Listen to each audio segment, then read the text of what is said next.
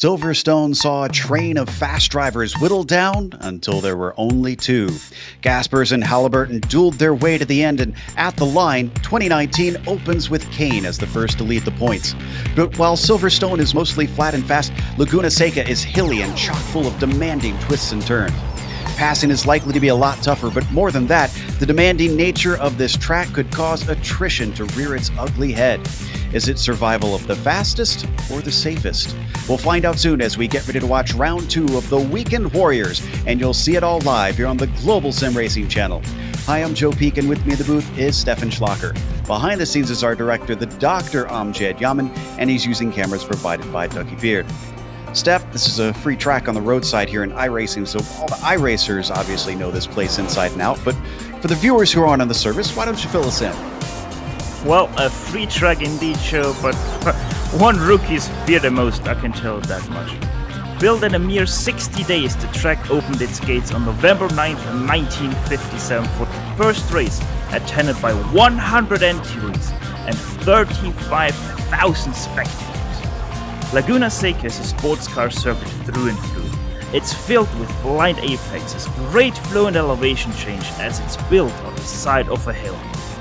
Being the scene of probably the most memorable overtaking in kart history at the most memorable turn in North American motorsport, the circuit laying here before us has seen its fair share of cars, passes and races in its rich history. But let us show you how the 2.24 mile 11-turn dry lagoon raceway has to be handled in the tricky Spec Racer Ford as we take you on board with our GSRC lap guide. Alright, we've got Amjad Yaman in the GSRC SRF, so let's do a lap around Laguna Seca. Up and over turn 1, this is easily flat out, but the important thing will be to line yourself up for Andretti. This is easily the best place for a pass on the circuit. But with the downhill braking, it'll be easy to come in too hot. You'll just double apex this corner and then switch sides for 3. The deceptive thing about this turn is it tightens up a bit on the exit.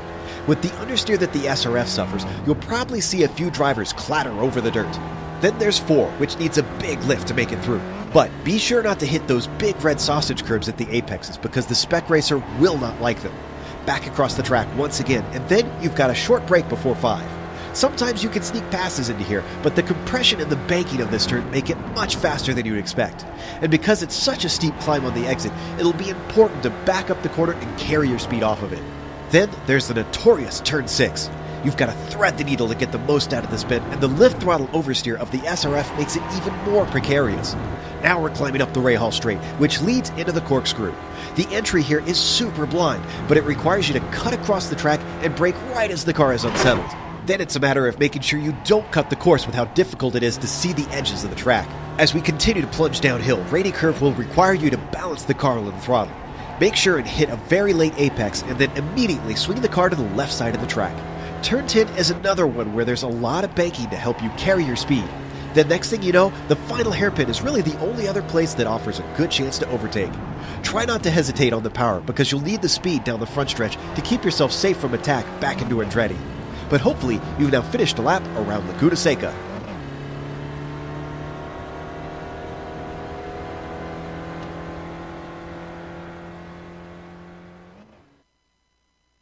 Lap up and down and through the hills here at Laguna Seca. Some beautiful views, of course, throughout this circuit. You can see all the various hillside spectator areas that you can watch the race from. But if you're watching this race, well, you can give a big thank you to the Southeast Spec Racer. Southeast Spec Racer is a full-service Spec Racer Ford prep shop located in Daytona Beach, Florida, offering a fleet of race-ready SRFs, the driver coaching to go along with it. SSR is your one-stop shop for all things spec. They also offer transportation and storage, parts, and advice. You can find them at southeastspecracer.com. A huge thank you to them for helping this season find its way to air once again.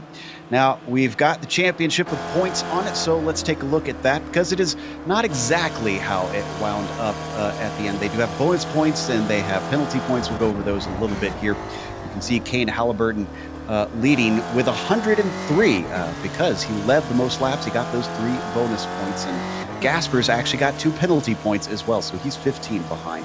Sadro now sits in 3rd after that one, Jason Perry in 4th, and Francesco Bernardo winds up 5th place after that first round. Let's go to the Spec 2 points. What are we looking at there, Steph? Well, Alejandro Leiro, he won your Spec 2 at Silverstone, but he got 2 penalty points, so he's only sitting at 65 points right there. Bob Kern, he is 19 points behind your 2nd place guy. And then we have Paulo Preto, the Brazilian driver, 25 points behind. Tom Gradwell, Australian, 27 points behind. And Wayne Palmer, 29 points behind. So we have got 5 drivers and 5 nations on the Spec 2 driver standing so far. Glad to see so much representation, because there's so much talent that you can find around the world here on iRacing. And since there are so many people watching from around the world, we might have some new viewers. Let's go over the race details. This is round 2. It's a shortened season. Usually they do 12 weeks, but they took a break for the holidays. Understandable. So it's only 3 drop weeks that you get in this 9-week season. The setups on the car are open. You can't find a whole lot of speed in these spec racers. They're pretty basic, but they have limited the fuel compared to what they have in real life. So you can expect 1 scheduled stop during this 40-minute race. The points are rationed from 100 to 25 from 1st to last place, but they do keep the podium points the same. It's 100 for win, 90 for 2nd, 83 for 3rd. There's those penalty points that we were talking about. -2 points for each 10 incidents. Now, incidents are when you go off track outside of the boundaries effectively, when you have a spin, when you run into another car, run into a wall, basically anything unsafe that happens out there. You get incident points on your record, and they start taking away, obviously, championship points if you rack up enough of those. They do have a spare car out there, so if you do get some damage on the car, you can get back out in racing.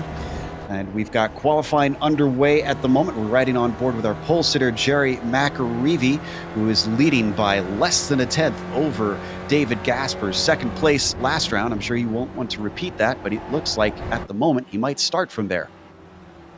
Yeah, at the moment it sure does look like David will start 2nd, but it's very close between the two.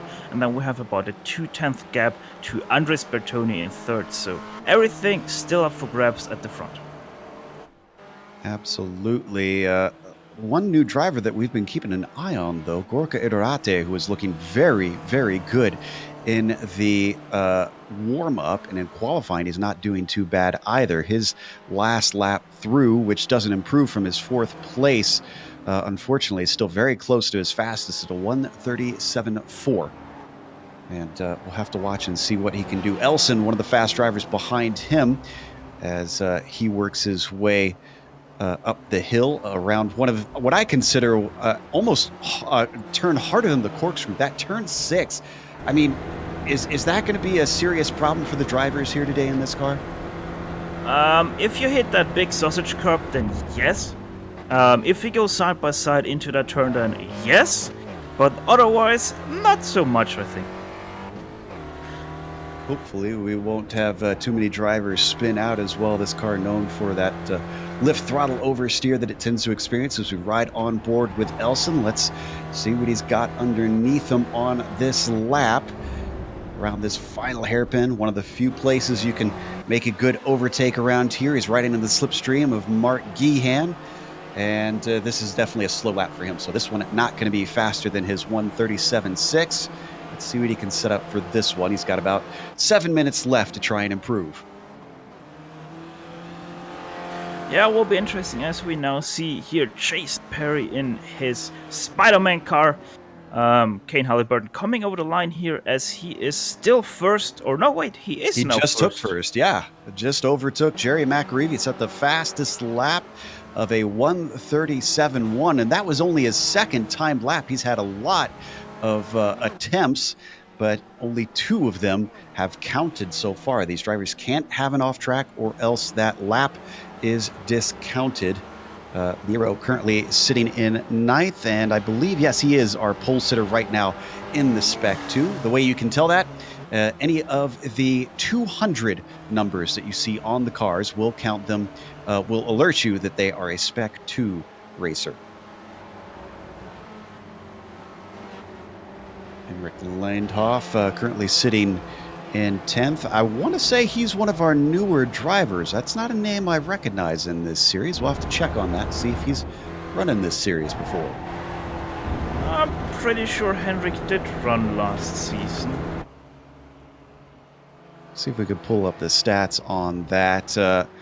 In the meantime, that puts Gaspers, because of Halliburton, going up, down to 3rd, and Bertoni down to 4th, Gorka back to 5th. Everybody kind of shuffles down a little bit. Driver I'm waiting to see get a good lap is Daniel Manenkoff. He's currently finishing his right now, and he only sits in 12th.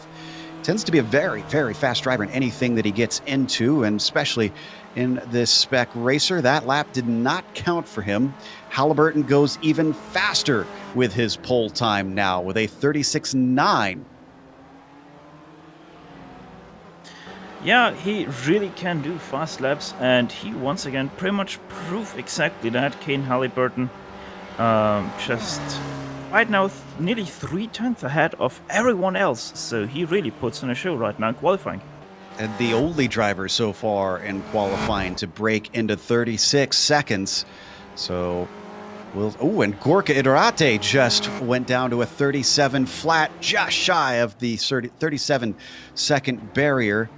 So he now moves up to the front row. It is constantly changing.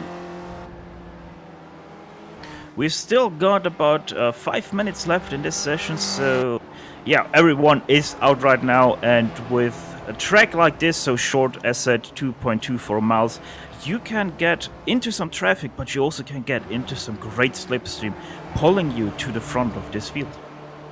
Now, this track not known for very many long straights. I mean, what are the best spots for that slipstream? Is the front straight long enough for that? The front stretch is long enough. The braking zone is roughly long enough.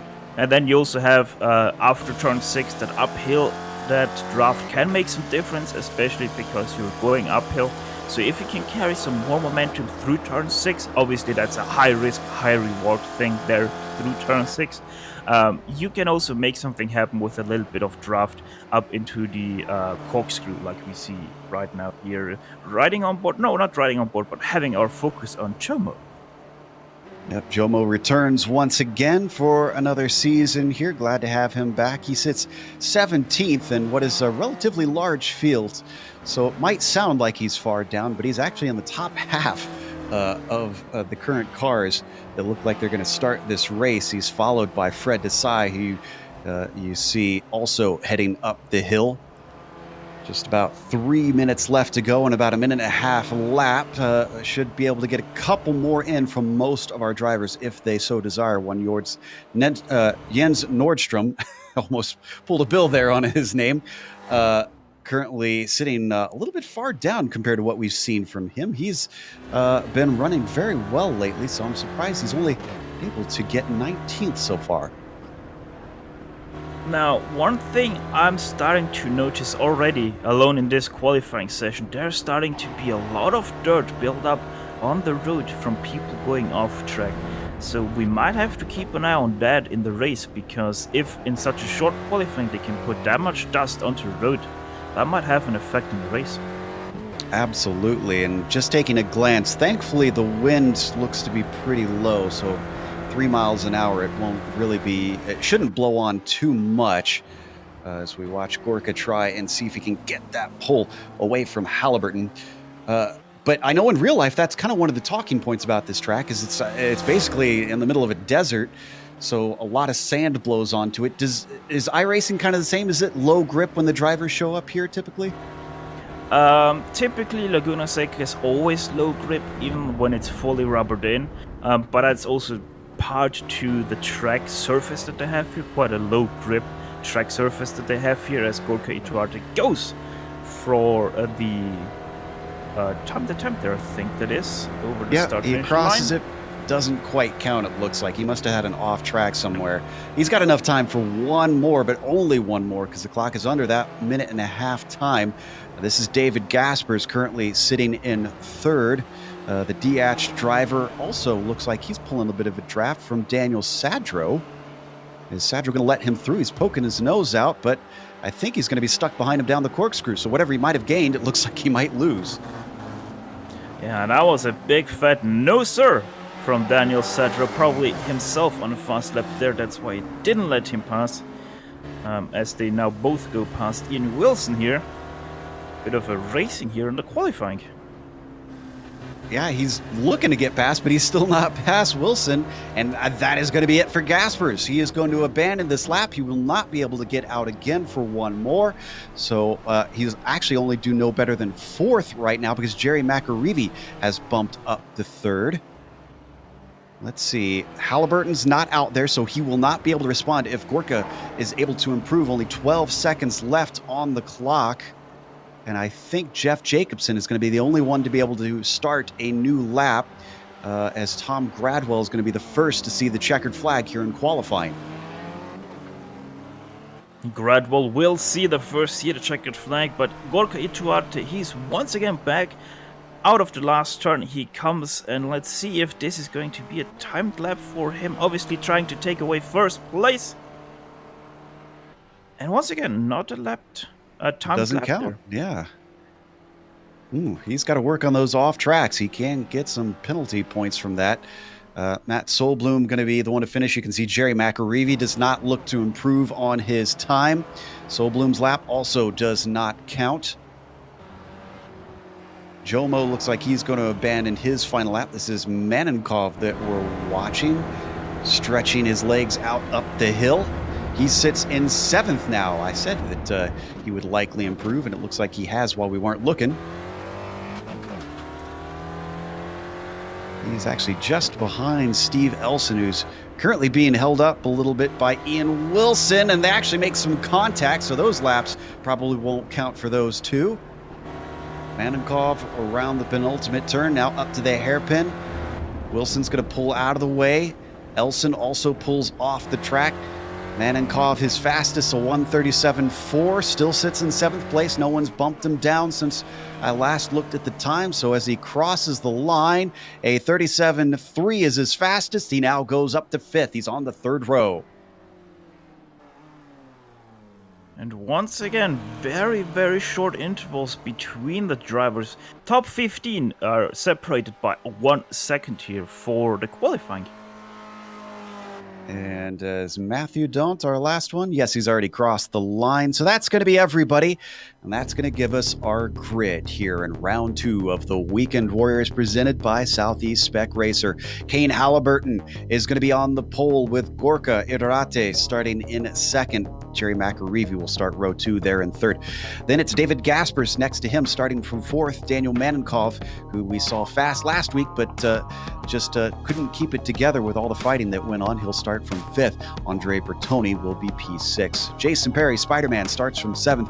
Antonio Reese with 8th. Then it's Stephen Elson starting P9. Chris Murakami will round out our top 10. Richard Yelland is your 11th place driver. Right behind him, Alejandro Lero, your first in the Spec 2 category. Hendrik Lindhoff, he's 13th. Stevie Ray in 14th. Donald Fitterer 15th. Daniel Satro 16th. Fred Desau lining up 17th. Jens Nordström 18th. Chomo 19th. And Bob Kern rounding up your top 20. Adam Bradshaw starts 21st, but he'll be the fourth of the Spec 2 drivers. Ramon Regalado starts 22nd behind him. Then it's Matthew Daunt starting 23rd. C. Love will be behind him in 24th. He'll be flanked by Jean Dion. Then Luis Vanders Luis starts 26th. Jeff Cantor in 27th, and Miro Hresky in 28th. Tom Gredwell will start this race in 29th, and 30th goes to Gary Wolbolt. Edward Doherty is your 31st driver to line up on a grid. Richard Frank will line up right beside him in 32nd. Ian Wilson, 33rd. Geoff Jacobson, 34th. Andrew Spicer rounding out your top 35 drivers. Keith Walsh, 36th. Mark Sheehan, 37th. Mats Sjöblom, 38th. And then we have Paul Hickey and Mike Lucas rounding out your 40 driver field for today. You can see they are lining up on the grid. Going to be a rolling start as usual here in the Weekend Warriors, following behind on a pace lap behind the roof pace car. Now, we talk so much about the corkscrew. It's a famous corner. You know, most race fans have heard of it, know of it, probably seen footage of it. A special few have gotten to actually drive it themselves. But for those who might be coming in for the first time or watching or going, what is the corkscrew? Describe some of the challenges. Why is this considered such a tough corner, Stefan? The problem comes already with the run-up. You have a kink in the braking zone. You have to turn right while braking. That a lot of cars don't like that to start off. Then the first turn, a left-hander. It has a dip in the middle, but you have to be careful because if you come too fast on the throttle out of the left-hander, you're gonna spin your car around as there's a sudden drop-off in the tarmac. Then the right-hander, blind, you don't know where you are at. You don't know, do you have the right line? Do you have the right position? Do you even have the right speed to make it? All you have are 3 trees. If you're lining up with the middle tree of those 3 trees, then you're good to go for the right-hander. But if you're not lining up with those, you're gonna have a lot of problems because your car will most definitely bottom out on that right-hander, because there's a big, once again, dip in that right-hander right on the apex. And also don't forget, there's a sausage curb. So you really have to be careful what you do. Also with your throttle application out of the right-hander, you still can spin out your car if you do it too hard. Just think that all happens in a matter of seconds that these drivers have to do multiple times here today over this 40-minute race. Now up the hill, you get a good sense of how much elevation change there is around this track with some of these low cameras that Dougie has given us. And through turn 6, climbing up the Ray Hall straight they go. And now we are going to get a glance at that corkscrew, a little bit slower speed. You can watch to see the cars drop down many stories very quickly. I'm surprised that I haven't heard more drivers say that their ears pop each time when they go down this thing. But around Rainy Curve. Now, I've always found the exit of this curve to be a bit dangerous in itself, too. Yeah, it closes in right on the end of it, right after, like, you have the apex, and then it suddenly closes in onto a second apex, and that's really the tough part about it, because if you have not the right line, you're gonna suffer from that. All right, who's got the right line around the whole track? Because the pace car is peeled off. Kane Halliburton has control of the field. And as they come off the final hairpin, he accelerates immediately and pretty much leaves Gorka Idarate behind. Green flag is out here for round 2, and the Weekend Warriors, Jerry McAreedy, already looking on Gorka, but gets boxed in because to his outside, David Gaspers has the clear run, breaks much later down into the Andretti hairpin, but he locks up his wheels, can't quite get around Gorka. The rest of the field piles into this first hairpin, and it's looking pretty clean so far here, Steph. Yeah, it does look very clean so far, as we have some too wide action there. Alejandro Leero getting a little bit of a shove there from Ray, but everything settles down now. Through turn 4 we go. David Gasper side by side with Jerry McAreevy as they work their way three wide. Now Daniel Manenkov going into turn 5 deep, but can't quite carry the speed up the hill, and that looks like that's going to hurt him. It's hurting him massively right now. Already dropped those 2 positions he nearly gained there, as Andres Bertoni now looks to attack Daniel there as he goes very wide on turn 6. That might hinder him a little bit here into the corkscrew, but no move taken by Andres. First time into the corkscrew, Manenkov cuts the course. That's going to hurt, as it's going to give him a huge slowdown penalty. He lets both Perry and Bertoni by as they go side by side around Rainy Curve, and already many positions being dropped. Oh, and he gets together with another car. We can't quite see it on screen, but he tipped someone off the track. I'm trying to figure out. That was Liero. Oh, that was our leader in Spec 2. Not the start Liero did hope for so far. Really unfortunate there in 2 cases already. But we have a pass for the lead already. Kane Halliburton and Gorka Ituarte, as Gorka Ituarte goes first into the second turn and Mario Andretti hairpin. Just got a great run out of that final hairpin. Makes mincemeat out of Halliburton and Gaspers and McAreevy because of that side-by-side action. Managed to gain a little bit on them. They were dropping on that first lap with all the action we saw fighting for third on back. So, some exciting stuff here at the start of this race. Oh, and I see Adam Bradshaw had something happen to him. Looks like turn 3. I think this was all on his own. He was side by side with the likes of Jens. Jason Perry out of turn 6, massive spin getting collected by Antonio Rice behind him. Looks like we got the replay on that one. Right out of turn 6. 5. Yeah, here, talk us through this. Well, Jason Perry, here we go. Now he loses the car here and gets collected by the car behind, not being able to avoid, and yeah, just a very unfortunate incident there. Or sorry, turn 5, not turn 6, obviously. Yeah, it looks so. Whatever the case, it certainly took him out. And he is, unfortunately, well far down. We're going to watch from Murakami's view.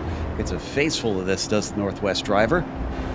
Sees the car starting to lose it. Comes back across the track. Whew, beautiful avoidance by Murakami. Not so by the drivers ahead of him. Up at the top of the screen, though, you can see McAreevy just set the fastest lap, but he is still back and forth. We've swapped the lead once again as Halliburton overtakes Gorka and returns the favor. David Gaspers now slips in behind them in third. We're seeing a breakaway with these top 4, leaving Bertoni back in 5th, multiple seconds behind. Yes, it's starting to look like Laguna Seca is already starting to take your drivers who are really strong in this car further and further away from the others. It's what happened to Yalland. We just saw the tail end of it here. Oh, rear, the car just would not catch. Around she goes. UKI driver bumps the rear end of the tires, gets it going once again, but that certainly will hurt his top end speed. Thankfully, top end speed not as important here as corner speed, but it's still gonna hurt him, especially when he is being drafted. Let's see, Yalland returns in 16th position in a whole train of cars right now. Looking to see where we've got, I guess that is most of the battles that we've got in the mid-pack. He's just behind Jomo at the moment, running down Rainy Curve. Oh, when something happened to Bertoni, he was in 5th place, and he's on the inside of the final hairpin. He was all by himself. Yeah, under braking a bit too far to the right, catching the dirt on the outside, spinning him around on the brakes right here, right now. And then good avoidance, going all the way onto the wall there on the inside to not endanger anyone else. That was Antonio Reis who had to try and sneak through that smoke. He's lost a couple positions since then. Murakami and Elson got by. That's the second car. Oh, it was side by side. Elson on Murakami. Can't see it on screen. There we go. As that slows them up significantly, that means that Lindhoff now has a head of steam and is going to try and slip up the inside down into turn 5. Can he get it done? Oh, it looks like Antonio Reis can't hold on to it. Gets the car turned around. Turn 5 claims another victim. Murakami now behind Lindhoff and Elson. That puts Elson up to 6th, Lindhoff to 7th, and Murakami down to 8th. Yeah, Excuse me, bump that up one because we had a car tow, so I was wrong in the scoring. Murakami there, one little mistake on the throttle out of turn 3, and it cost him 2 positions in just 1 turn. Oh, Stevie Ray finds himself run afoul of the corkscrew. Looks like that first apex you were talking about with that dip really shook him. Yes, it does seem so as we go on board with him. Let's see what happened there for him onto the braking point. And yep, sure as hell, the dip on the inside there caught him out on the throttle, spinning it around. Little Texas twister, unfortunately for him. He gets going once again in 27th spot. I said that attrition might take a few drivers. I think we're already seeing it have its effect without 10 minutes having gone by in this race. As we look back at the leaders, they already have 7 seconds over 5th place. This is again Halliburton, Iturrate, Gaspers, and McAreevy.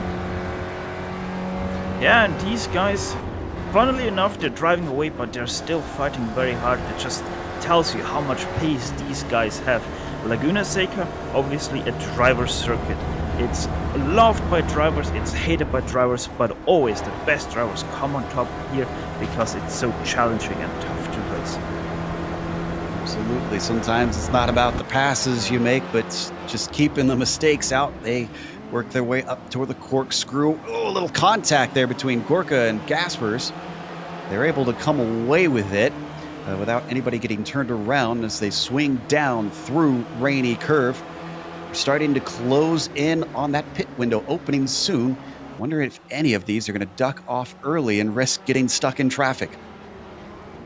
Well, to be honest, these guys, yes, they're fighting a little bit, but they're still so fast that I would honestly stay out as long as I could or do what the leader does. Because what the leader does probably gives you a chance to overtake him right in the pits. Gorka looking to the outside, down under the Andretti hairpin. Halliburton tries to cover him off. They're going to go side by side, but the outside line does not offer enough grip. The Iberian driver has himself back in second place despite a brief moment poking his nose ahead. Behind them in the popcorn position, Gaspers and McAreevy don't really seem all that interested in making any moves for now. No, it's mostly just Gorka and Kane. So one might think that David and Gary are saving fuel behind, but I can tell you they're most definitely not. They're also driving every little inch on this track and car that they can pull out. Up through turn 6 once again. Everybody cleanly through in this top group. A little bit faster, though, once again for Gorka. Finds himself gaining and gaining, but has to brake early, just nowhere by. Kane Halliburton under braking into the corkscrew. We are stuck at a stalemate, but behind them a big accident. Oh, Kane Halliburton as well finds himself spinning, coming down the hill. We're going to watch Kane, and then at the very same time as this, see Love involved in a big incident. That is a very interesting incident by Kane Halliburton there. Just a bad bounce, maybe? I don't know what happened there. The rear just suddenly bounced up there on him. And then... I cannot tell you what happened there, sorry. Oh, see Love had Luis Vander Luis just T-bone him coming through turn 5. Andrew Liero had nowhere to go. His woes compile out here today. This is from the view of the Canadian driver, the 057. Wow, this happened so suddenly. Yeah, no real chance there of avoiding anything here. So big damage for those cars. C Love actually had to take a tow because of that incident as we jump back live with Luis Vander Luis now in 24th with some severe damage. So that brings us down to 3 with the top 3 drivers. Iturrate leads Gaspers, leads McAreevy. Halliburton drops back and is actually almost going to be caught by Lindhoff, who has Elson in tow. As we're focusing once again here on the first 3 drivers, that's now Gorka Iturrate leading David Gaspers and Cherry McAreevy. And now the interesting part starts here. What will David and Cherry do here? Because let's not forget, Gorka, he was fighting all the time with Kane Halliburton. So is he now suddenly able to drive away because he doesn't have to fight anymore for first? Or will now one of the 2 others start to fight with him for that first position? I'm curious to see for sure. And the other thing is that it seems like McAreevy, like I said, he wasn't really making any moves. He's been just kind of hanging in the back. Are the straights long enough that you could maybe save some fuel? Probably not. But you never know, someone might have tested this for hours and found, hey, I can save enough to make one lap more. So we shall remain to see. Back in 9th place, this is Jason Perry, Fred Desai swapping positions. Desai going to come out with the 9th spot ahead of Spider-Man, but Jason tries to come back at him into turn 3. That doesn't work. He gets chopped off at the apex and has to wait for another time to swing through. Well, I'm honestly surprised that Jason Perry can still drive after that huge hit to his right rear tire.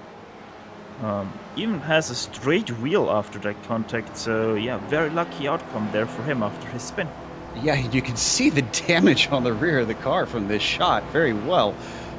It's incredible that he's running as well as he has been. It hasn't been without troubles. I did see the very lap after his incident, he went off the Andretti hairpin just on his own. So he had to readjust for sure on how the car is driving, but he's done very, very well on that. Oh, I think Miro Hrasky has had a problem. It's like turn 6 caught him out. Or no, it was turn 5 again. Wow, turn 5 I did not expect this to be a problem corner. Well, turn 5 is your weird cousin, so to speak, of turn 6 here, because it's quite fast, but you have to brake quite a lot, and then there's also that little bit of camber on the inside, so you really have to be careful with your car placement, throttle inputs, and also your brake input, because otherwise you're gonna see yourself spun around as Jason Perry now pits. I think he's our 3rd pit taker, if I see this correctly. Yeah, I see Yolland has also come in, Franco, Steve Ray. I think these are all drivers that have had problems, though, today. I think they're getting repairs done. Yeah, so that explains why we're seeing some early stoppers here in the mid-pack. And some of them taking their spare car as they get ready to head back out. Perry's already got his and is accelerating down towards Andretti. That's a topic we haven't talked about, though. Pit entry, pit exit. Oh, I hope these drivers have practiced here, Steph. Yeah, it's quite tight on the pit entry, especially pit entry. Very, very tight. It's pretty much an old school pit entry here because it's so tight and short. And then the pit exit, it's very long, but once again, you have a very tight, heavily off-cambered pit exit turn. So you really have to be careful because that one shoots you right onto the racing line. That promotes Elson up to 5th momentarily. Also promotes Donald Fitterer up to 10th now. He is our Spec 2 leader. Not a bad job being this high up in Spec 2. Jens Nordstrom, Jens isn't in Spec 2. He won it last season, so he got promoted. So it's Edward Doherty in 2nd behind him in Spec 2. Just a few spots back, but a number of seconds behind that he's got to gain in that number 294. I see one of our front runners has elected for an early stop. Steve Elson, the number 56, has hit pit lane. Also takes a spare car.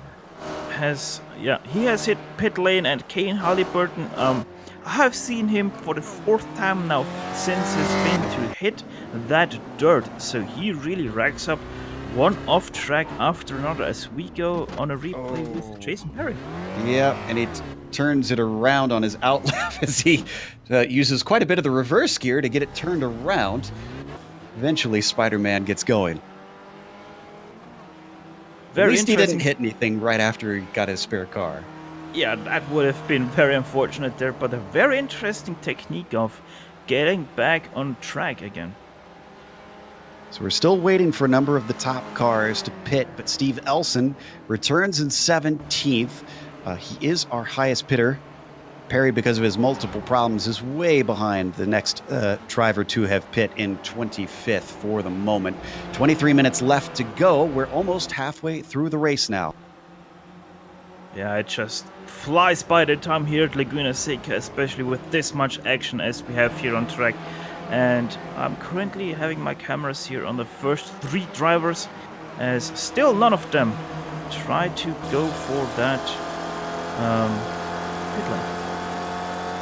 They're going to pass it by. They've actually lapped Daniel Manenkov, so he's back with the leaders, but not the way that I think he would have wanted. A little bit of tire smoke as a lockup down to the Andretti hairpin from David Gasper, still trailing behind the likes of Gorka Iturrate.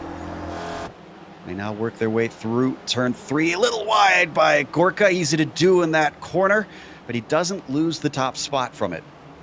Oh! That's going to lose it for him, though. Yeah, a little bit too much there off the sausage curb, and he comes back on a break though again in turn 5, and he retains his lead. I'd say this is a driver we need to watch. He boxes in David Gaspers, who gives him a little bit of a shove from behind. That is doable in these cars, doesn't hurt them. As Gorka, I'm shocked, managed to hold on to the lead after turn 4, almost threw him for a loop. They break for the corkscrew, diving down. Hopefully no bad bumps through there for any of them like Halliburton experienced, and they're all going to be safely by. Yeah, Gorka Iturrate pretty fast, pretty obviously his livery there, and fast because he really is that still leading this race. He's got to watch those off tracks though. Even though he missed the first round, he's still in the championship hunt because they have drop weeks in this series, and if he continues to get those incident points, he's going to get some penalty points on this championship total. Down into the first hairpin once more, and this time it's Gorka locking him up as he tries to get the car woed up for that left-hander. They turn back around into turn 3. Behind all of this, Kane Halliburton has been gaining a little bit. He was 6 seconds behind. It is now 4.5 seconds. So I think that to me says that Halliburton is indeed the fastest on race pace. There was a wreck right in front of our leaders. We just saw 2 cars standing there on the left side out of turn 4. Spicer? Gary McReevy, a little bit of a sausage curb there. Looks like it doesn't hurt him too much. He's now got the likes of Manenkov right behind him. Lost a little bit of time, but I think he should be able to regain it on the likes of Gaspers and Iturrate. Lap traffic, though, haven't talked about that. It's a somewhat short track, and with 39 starters today, I think they're going to have to deal with it with quite a few cars that aren't able to stay on the lead lap. Would that potentially be a good time to pit if you're in this lead group? They are not having a lot of traffic right now, so for right now it's not an issue because the track for normal cars, it's quite narrow, but for the Spec Racer Ford, a very narrow car, it's actually quite a big track, so traffic shouldn't really be an issue unless they catch it in a very, very bad spot. Gaspers once again looking a little bit wide on the entry, maybe trying to square it off, but that doesn't quite work. Meanwhile, got a little bit of a battle going on for the podium in Spec 2. Edward Doherty and Alejandro Liero fighting that one out. Alejandro has had to recover after a few bad incidents, and I think he's going to be able to get it. He ducks down to the inside, up and over turn 1, into the Andretti hairpin. As long as he doesn't outbrake himself, I'd say he's got this done. Yes, Alejandro Liero, move him into your P2 of the Spec 2 class there, as Doherty is still looking to take back his second place. McReevy's teammate hoping to bump himself that little bit higher. Can't get the run off of 4, although he's very, very close to the back. Looks his nose to the inside, and nothing doing on that one. Takes a lot of curb for good measure, too. Still very close between the two ahead of them. That's also for position there. Jens Nordström and then a lapped car. So they might even still get Jens Nordström and move themselves up into 11th position overall. Keeping that half an eye on Kane Halliburton. He's still in 4th, but it is now down to 3, almost 4 seconds. Last lap of 37.7.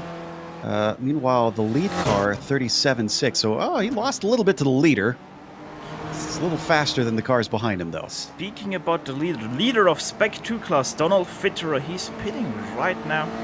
as he's making his way into his pit stall there on your screen. The 211 perfectly hits his pit stall, gets a new car, and soon drives off his pit stall again. You almost had it. So, our leaders now. We need to kind of. Whoa! Who was that spinning off? That was Wobolt in turn 5. Gets the car going. None of them hit him, thankfully.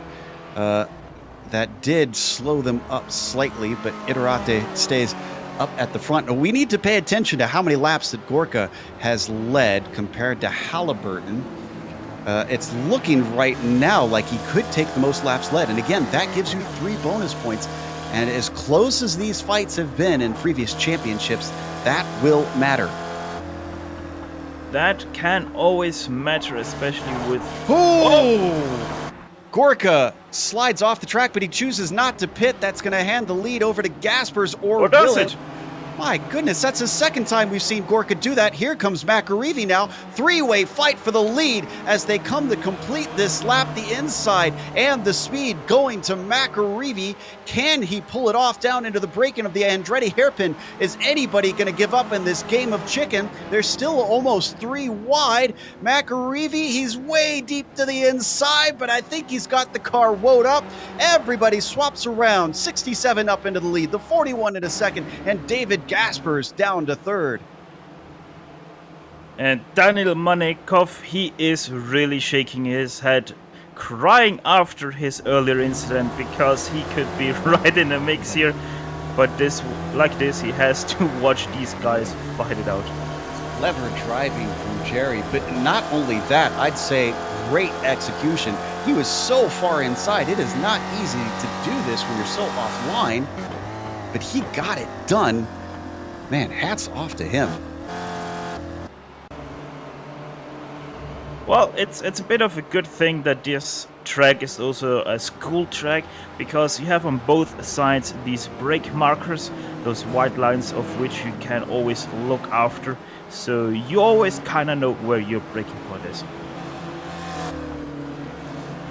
And they are starting to gain on some more traffic. Matt Solblum up ahead of them, as well as Miro Hraski. Oh, there's a spinner ahead of the leaders. Well, Solblum's going to be out of the way. That was Matt off the, well, not quite off the track, but certainly turned around coming out of the penultimate corner. By the way, one thing you can perfectly see in this shot, yes, that is Kane Halliburton right behind them already. He's just a few seconds, that's 2.5 seconds now, behind your leader again. So these guys up ahead fighting really is costing them a lot of time. You know, I didn't even think about that until you said something. You're right, a 3 wide certainly will slow you down. Kane is the one that is loving this more than Daniel Manenkov, just urging them on. Come on, keep fighting, guys. This is all I need to get back in contention for this win. I see another top runner ducking off. Fred Desai takes to his scheduled pit stop. As Gorka Iterate once again very wide there on turn 4, sorry, I just can't count today. It's okay. They're starting to catch up to Miro Hraski up ahead of them. And through turn 6, if he's much slower, they could find themselves at the back of him at the corkscrew. A little bit wide for Gorka once again, but he covers off David Gaspers before he can use his momentum to get around him. Now up into the corkscrew they go. McAreevy a little bit deep into the corner. Isn't held up by Hraski quite yet. Now down the hill through Rainy Curve. Don't forget the likes of Halliburton continuing to gain 10th by 10th on this top group. Hraski goes a little wide coming through turn 10. McAreevy now closes in down to the break-in of the final hairpin. Guns it off the corner. This will be in a perfect spot for them to get by if Miro just will pull over and let them through. I think he's going to. Look at that. Beautiful, beautiful sportsmanship there from Miro. 4/10 gained by Kane Halliburton this lap. He is creeping closer and closer to these 3 guys up ahead. So I'm expecting him by the end of this first stint to be there once again without 3 leaders. Now the question is, what is Manenkov going to do? Is he going to let Halliburton by, because he should be getting a blue flag? Or whoa, as Srasky kind of in a bad spot for Halliburton. Well, all that time gain just went away a little bit. He's not critical here, but I'd say that'll be a little frustrating for Kane. Yeah, it kind of looked like a little bit of a misunderstanding there between Miro and Kane Halliburton, as I think Miro did want him to give him the inside, but Kane didn't expect that and stayed behind him. So more time lost. Kane there. Back behind these guys, don't forget Andre Bertoni and Chris Murakami. Relatively close. We could have a battle for 6 down here. Every point matters for these drivers, even if it's just for a little bit of pride.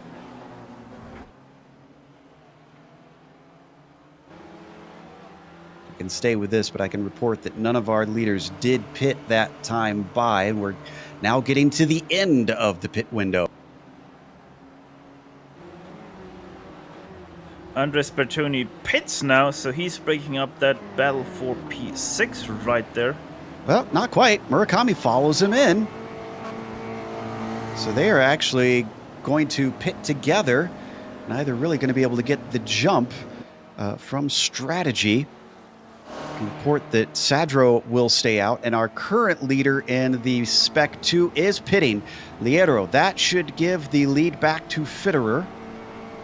Unless Fitterer had a major problem that we missed. He is right now in a rainy corner. Right in front of Jason Perry there. So this will be interesting what will happen between the two, because the stops are not very long here today. Yeah, looking at about 10 to 14 seconds that they tend to be stationary in their stall.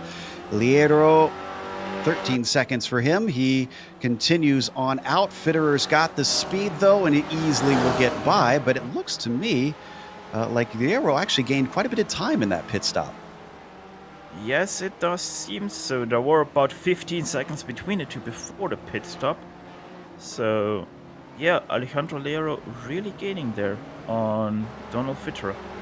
It's a good thing there's only 10 minutes left in this race. Now, it's currently about 4 p.m. virtual standard time here in California. But it is a very cloudy day, so it's quite dark. We've actually, it's darker in the sim than what you're seeing on our screens right here, because we've lightened the image so that it's easier to see. But the drivers, these cars don't have headlights, so they don't want to stay out here too much longer. No, but as we were speaking about pit stops earlier, Kane Halliburton and David Gaspers did come in just now. David Gaspers hopping into a new car there to repair his damage. Let's see, David Gaspers off as goes Kane Halliburton, and Kane Halliburton did gain a little bit on David Gaspers. Yeah, and I think that is a fight he is eager to take to Gaspers. Round 2 for these two. Keep in mind that they were fighting for the win. Ooh, there's a big slide there from Halliburton, pushing everything he can out of the pit exit. They are going to come out well ahead of the driver behind, Elson. So let's take a look at Gorka here. Oh, is Gorka slow? Gorka is run out of fuel. He's out of fuel. Oh my goodness, and McAreevy did not. Well, we asked about fuel saving. Well, it certainly came in handy for McAreevy. Oh, and McAreevy spins! What is happening at the front of the field here today? 2 leaders throw it away immediately, right when they're supposed to have their pit stop. I wonder if McAreevy was a bit shy too. Oh, Gary! He nearly spun it again out of Rayner. He kept it pointed Gary forward. McAreevy now also out of fuel coming into the pit lane. And this is an uphill pit lane. Is he going to be able to actually make his stall? My goodness. Well, Halliburton definitely back in the mix now, because he and Gaspers, who are close together, are coming around the final corner, are going to easily overtake both McAreevy and Iterate. Yes, Kane Halliburton and David Gaspers already going over the line here. as David Gaspers now takes back the lead from Gary McAreevy. And I think Gorka managed to make it under his own power, but very, very slowly. Wow, the number 41 sputtering to his stall, throwing away a potential win in his first time out. He's not going to make it. He's not going to make it. Oh. The gap between Halliburton and McAreevy, 9 seconds, Steph. That was an absolute monstrous error by the 67. Yeah, very interesting for him to make that mistake under pretty much no pressure. He had no pressure as Gorka was sputtering already, so very interesting there from Gary. Another very common mistake from him, especially under no pressure. It's always interesting how the cream rises to the top. Last race, it was a bunch of drivers as lap traffic gets out of the way of Halliburton there. Bunch of drivers fighting for the win at the start, and eventually they fell away until it was 2 of them, and it was these same 2 who are now fighting for the win after many fell away. Gaspers and Halliburton. Ramon Regalado not certainly doing any favors for the DH driver, though. Flashes his brake light there to notify David Gaspers that he is gonna let him by here on the straight. Kane Halliburton probably is also gonna get let by here. Yes, he brakes early, and there goes Kane Halliburton now also into the Mario Andretti hairpin. And where have we seen this before in racing? It's the UK versus Germany here, Steph. I wonder if this is going to get a little personal. Well, it's pretty much in all sports. It's always Germany versus the UK or England if we talk about football. But yeah, let's see who is going to be better in penalty shootout today. All right. And let's not forget that we've also got a battle for the lead in Spec 2, although it's not as close. Fitterer is actually dealing with a little bit of a headache. This is for position between himself and Fred Desai. He would love to get by him because Alejandro Liero has been creeping forward bit by bit, trying to see if he can take the Spec 1 lead back, or Spec 2 lead back. Yes, indeed. Alejandro Liero, he was your leader. He was also quite far ahead of Donald Fitterer in lap times. Nice lap time. Let's have a look. That was actually 0.3 slower than Fitterer, so that's interesting. Fitterer seeming to be much more comfortable in the race than in qualifying. Well, since I looked, though, it looks like Liero is gaining and fast. It is now 1.2 seconds between them. They come up to the corkscrew. It could be that maybe Fitterer caught Desai this last lap, and while he was faster on his own, dealing with a car ahead, he's struggling to get by. Oh, Bradshaw, one of our other Spec 2 drivers, finds turn 6 to be a little difficult. I think that is now the first guy to spin it in turn 6. I think we had one other. Oh, wow, that was absolutely the sausage curb you warned about. About launched the car over it. He took so much off that sausage curb. He was nearly on the left side of that sausage curb. That's how far he was on that sausage curb. So yeah, that's really not the line you want to take there through turn 6. Nope. Unfortunately, no eggs and orange juice waiting for him, along with that sausage, as our leaders have closed in on each other. Gaspers now has a mere 0.3 over Halliburton, and he's now got the likes of Mark Gehan up ahead.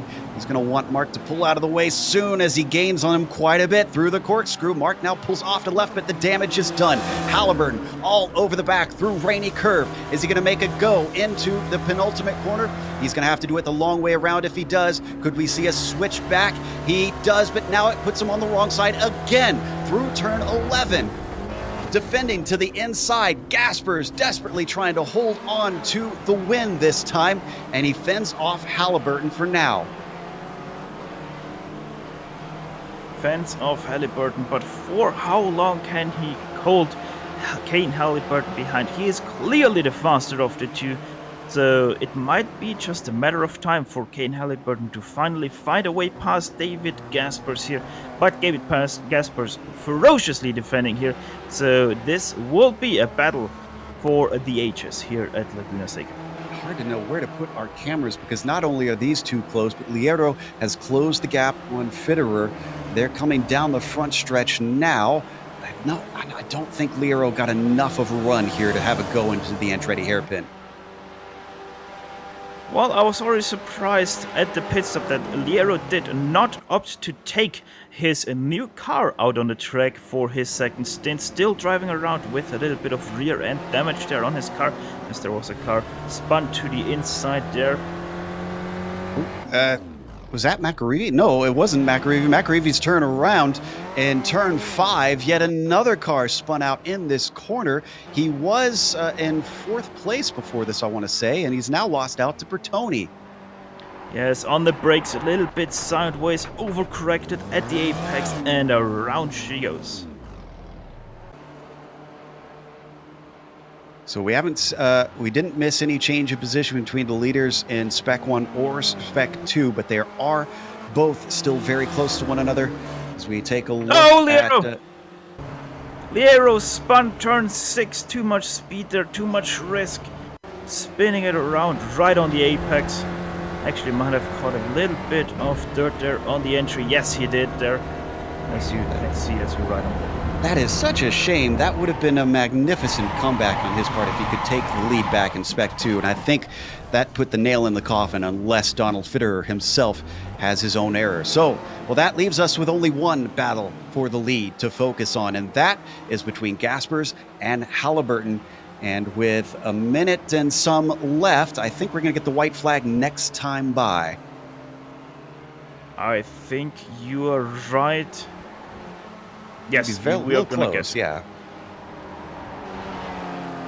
Up and through turn 5, right on board with Gaspers. Halliburton in his black and green machine, the number 12, stalking him at every corner. He's been incredibly close. He's been inches away at times, but now he's backed off. Is he sizing him up? Is he setting himself up for an opportunity? What is going on in the mind of the number 12? Well, I can tell you something, the car number 23, his mind is right now not only on the 12, but also on the 215 ahead of him, as Gary Walbot is going to be lapped any moment. Oh, McAreevy! Okay, Halliburton. Too much curb for Kane Halliburton, and another of our battles for the win. Boy, he gets glanced by Gorka. We're going to see it if we stay on the replay. He was pushing that car as hard as he could. Wow, he almost jumped it. And then let's stay on this. He tries to get it going once again, but he's right in the racing line. Watch this. Oh, I think they didn't quite touch. Let's watch from Gorka. That'll give us an idea if they did or not. Kane Halliburton has quite some damage on his right side and on the front side, so yes, they did, sadly. Yep, there we saw a little bit of movement. Oh, no, they flashed back on Gorka there. Looks like a bit of net code potentially between them.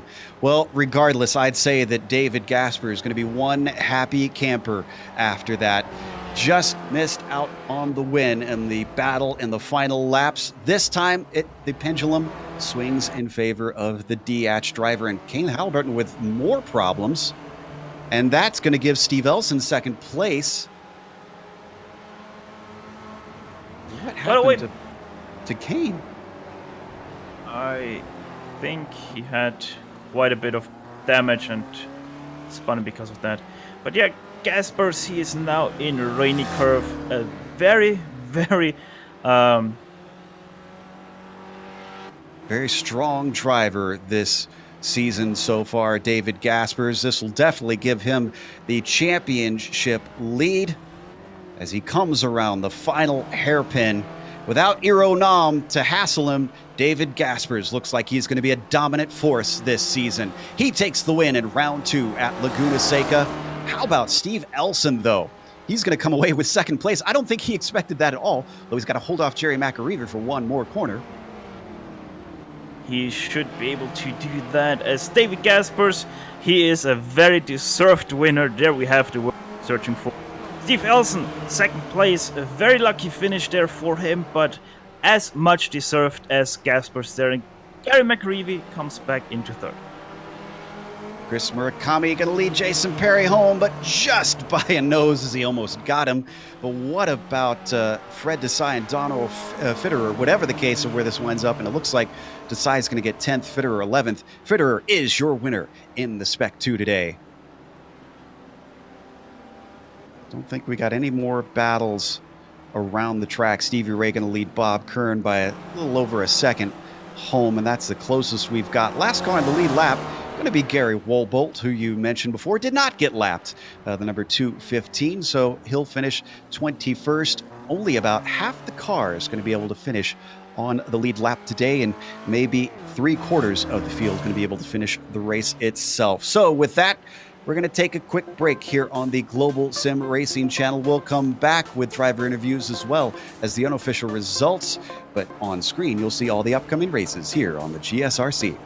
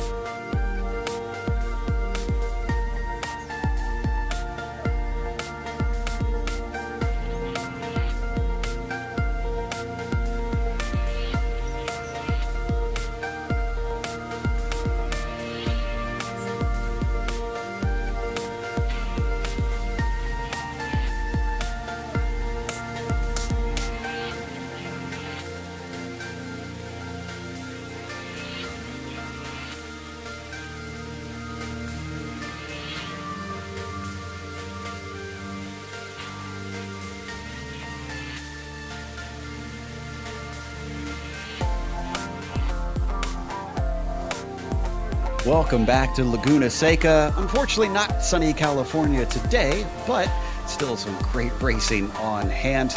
And in the end, he went from bridesmaid to winner. David Gaspers takes the top spot here today, and he had to work for it, that is for sure. Stephen Elson winds up in second from 9th on the grid. Like I said, I don't think he expected that at all today, but he was certainly helped by others' mistakes. One of those drivers with mistakes, Jerry McAreevy, managed to get a podium despite spinning on his in-lap during his pit stops.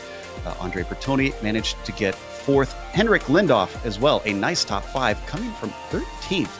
I think he needs a little bit more credit. It was a little quiet on that one, but a well-run race.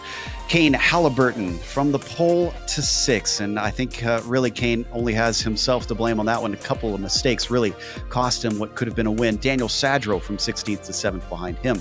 Chris Murakami takes 8th position. Jason Perry, also a driver who found this track very tricky, finishes in 9th. And Fred Desai gets himself a top 10, gaining 7th places on the grid. Donald Fitterer, not only the leader of the second page, but also the leader of the Spec 2 drivers, finishing in 11th. Jens Nordström 12th. Alejandro Liero, your second place finisher in Spec 2, 13th. Stevie Ray 14th. Bob Kern 15th. Luis van der Luis in 16th. Tom Gradwell 17th. Mathieu Don't in 18th. Ricardo Franco 19th. And rounding out your top 20, Adam Bradshaw. And that's going to bring us to 31st, which is Andrew Spicer, Keith Walsh finishes 32nd, with John Dion finishing in 33rd. P34 goes to Paul Hickey, and now we get to drivers who DNF'd. Jeff Jacobson, 13 laps down, 35th. Matt Solblum, 36th. Richard Yolland, 37th. And C-Love, 38th. Last car to start the race, Antonio Reese, 39th. Mike Lucas was a DNS today and did not make it to the grid. We do have our winner ready to talk to us. David Gaspers joins us from the top spot on the podium. And of course, he was only second place last round, but this time it almost seemed like you were the last man standing, David. Yeah, I knew that my real raw pace wasn't that great around here, so I was just trying to relatively safe and keep it on the track. Well, you gave us a lot of excitement out there. Were you surprised to see Kane regain, catch everybody after his incident and be back in the hunt after the pit stops? Not really. We were only, I think all of us at the front were only saving fuel, and then there were some weird maneuvers where we lost a couple of seconds, so I expected him to catch up, but I also expected him to take more fuel at the pit stop then. Certainly. And this track was very, very overcast out there today and obviously made for somewhat cool conditions. Do you like how the car handles when it's overcast like this, or do you like it a little bit more slippery in this car? That depends a lot on the track. On this one, I don't really care because I don't like the track in either condition, but there are some tracks where I don't really want cold conditions because the car starts jumping a lot then. So it looks like no Aeronom this time to compete with. Are you already setting sights on the Cup? I don't even know if I run the full season. Oh, well, that'll be a shame if not, especially with such a strong start, a second and a first. Congratulations here today. At least another feather in your cap, David. Thanks. That was our winner. David Gaspers, the number 23. Up next, Steph is caught up with Henrik Lindhoff. Yes, Henrik here, standing side by. Henrik, quite a quiet race for you today, starting 13th, coming up to 5th. Talk us through your race today. Well, it was an okay start, I think. We had a good car, I felt, but couldn't really get the qualifying today. And as you said, started 13th and got 5th. So it was all about keeping the car clean today, I think. A lot of places you can spin out, and also with a bit of traffic, it's hard to keep the car clean. And keeping the car clean, you did. Now, going into week 3, how do you look to the next track on the schedule here, coming from Laguna Seca, probably the hardest track here on the schedule? Well, I'm quite excited actually. I think it's gonna be a good track. It's gonna be a lot more traffic there, I think, because it's the small layout. But I think it's a car, or it's a track that could suit me a lot better, I think. Well, Brands Indy is the next track where we are. So Brands Hatch Indy there. Once again, bit of an old school track. Well, not only bit of, it is a very old school track. But even the DTM raced there for a few years. But yeah, Henrik Lindhoff, thank you so very much for joining us here today. Your 5th place finisher there from P13, as Joe Peak has caught up with, I think, Alejandro Liero. Indeed, we have our 2nd place finisher in the Spec 2, but Alejandro, I have to imagine that's going to be a little bit of a frustrating race. I believe, if I'm not mistaken, twice you kind of got caught up in stuff that wasn't your own fault. Yeah, that's true. First incident was the worst, I would say. And Daniel was coming back, and I didn't really know where to go. I tried to dodge him, but guess it was the wrong move for me. And then guy lost it in front, had to exit, and then at the end, that was my own fault. I don't know what happened. I finally caught up with Donald, and I was in his draft, and then I lost it turn 6. That's just how it is. Well, if it makes you feel any better, even the top runners for Spec 1 had a battle for the lead that was split by a very similar incident. Kane Halliburton basically hit a curb too hard and spun himself out from a potential win. So you're in good company at least. But for Spec 2 this season, do you take that pretty seriously, trying to fight for that championship? Yes, but also I take it seriously fighting with the top guys, because the goal is to get promoted to Spec 1 and then fight with them. What's the highest possible you think finish for you this season? Are you looking at top 10s, top 5s? Top 10s are hard, but then again, if we're going to have a boxing match every race like today, then I think maybe top 10 is possible. We'll see. All right. Well, get out your mouth guard, and hopefully you can survive a little bit better the rest of the season. Congratulations on P2 and Spec 2. Thank you, guys. Thank you. That was Alejandro Lierro. Up next, we have the winner in Spec 2, Donald Fitter. Steph is going to talk to him. Yes, Donald, obviously the first question, how happy are you that you finally got that first place down in the books here already so early in the season for your Spec 2? I'm pretty happy. I had Alejandro behind me, and then unfortunately he spun because I think he's faster than me. He probably would have gotten by, but I'm enjoying the win. Thanks. Yeah, from 15th to 11th, once again, a very quiet race for you throughout it. But yeah, how did it feel to you, especially Laguna Seca being such a driver, hard on the drivers here, especially in Spec Racer Ford? Well, I tried to take it easy and minimize my incidents and didn't fight too hard if somebody wanted to get by, because it just doesn't work out well for me if that happens. And I think I was up to 8 incidents, all from just 1Xs.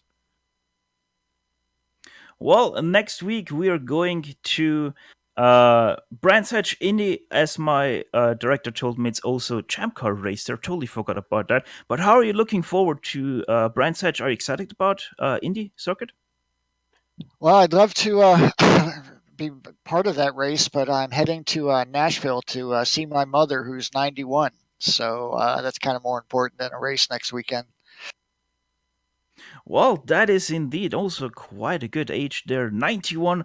But yeah, that was Donald Fitter, your first place finisher in your Spec 2. And yeah, I think, Joe, a lot of people will go now into the showers because they're sweating so hard from this challenge. Yeah, I don't doubt that myself. 40 minutes is a lot around here. We're going to close things up. Hopefully I won't skip stuff on the credits this time, as we want to give a big thank you not only to Steve Ray, but also to our sponsor for this season, Southeast Spec Racer. Again, if you want to check them out, they are at southeastspecracer.com and located in Daytona Beach, Florida. Thanks to the companies that provide the software and hardware for our broadcast listed here on your screen. Additional thanks go to Eric Ekholm and June Lalonde, who provide our wonderful music. See the screen for how to get a hold of more of their great work. Thanks to the team today, Steph, Amjad, and Dougie. If you'd like to find out more about GSRC, including upcoming races, you can find it at globalsimracingchannel.com. You can also check us out on social media. We're on Twitter at GSR Channel, Facebook at Global Sim Racing Channel, and Instagram at GSRC_Graham. As we mentioned, the next race, we're heading over to England on a very, very short track, Brands Hatch Indy. That'll be Sunday, January 20th at 2:45 p.m. Eastern. We also have upcoming races for other series listed on the screen, so check those out and mark them down on your calendar. But until next time, race clean, race hard, and we'll see you on the track.